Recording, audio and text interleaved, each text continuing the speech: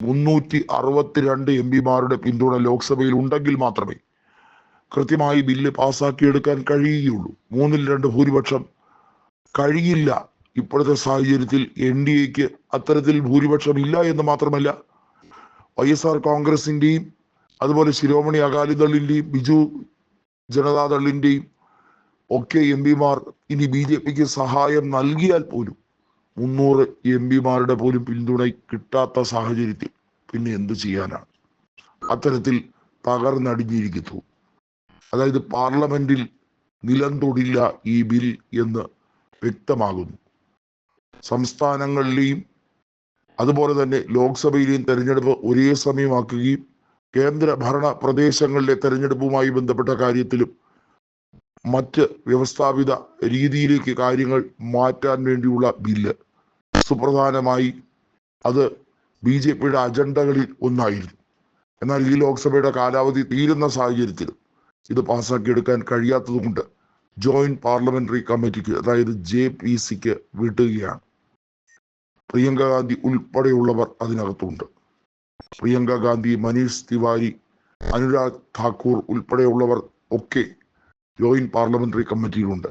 21 ലോക്സഭാ MP-മാരും 10 രാജ്യസഭാ MP-മാരും അടങ്ങുന്നതാണ് joint parliamentary committee. ഇതിനകത്ത് പ്രിയങ്ക ഗാന്ധി കൃത്യമായും ലോക്സഭ അംഗമായതോടുകൂടി BJPയുടെ കള്ളക്കളികൾ പലതും പൊളിഞ്ഞു തുടങ്ങുകയാണ്. ഏകാധിപത്യ രാഷ്ട്രീയം ഇനി നടക്കില്ല. ഈ രാജ്യത്തെ തന്നെ ഒന്നായി കാണാതെ വലിയ പക്ഷപാത രാഷ്ട്രീയം കാണിക്കുന്ന BJP സർക്കാരിന് എങ്ങനെയാണ് ഒറ്റ രാജ്യം ഒരു തെരഞ്ഞെടുപ്പ് എന്ന രീതി നടപ്പിലാക്കാൻ ശ്രമിക്കുക എന്നുള്ള വലിയ ചോദ്യം പ്രതിപക്ഷ നേതാവ് ഉന്നയിച്ചിരുന്നു. ഈ രാജ്യത്ത് കൃത്യമായും പദ്ധതികൾ, നിരവധിയായിട്ടുള്ള പാക്കേജുകൾ അനുവദിക്കുന്നത് ജനസംഖ്യാനുപാതത്തിൽ മാത്രമായി ചുരുക്കുന്നു. ആദ്യമായിട്ടൊന്നുമല്ല. കൃത്യമായി ജനസംഖ്യാ നിയന്ത്രണം നടത്തിയിട്ടുള്ള തമിഴ്നാട്ടിലും കേരളത്തിലുമൊക്കെ അവർക്ക് ആനുകൂല്യങ്ങൾ നൽകുന്നില്ല എന്നുള്ളത് നേരത്തെ ഇവിടെ നിരവധി MP-മാർ ചോദിച്ചതാണ്. JPC വരുന്നതോടുകൂടി കൃത്യമായും ഈ ബില്ല് അവതരിപ്പിക്കാൻ കഴിയില്ല. അതിൻ്റെ സാങ്കേതിക വശത്തെക്കുറിച്ച് പരിശോധിക്കും.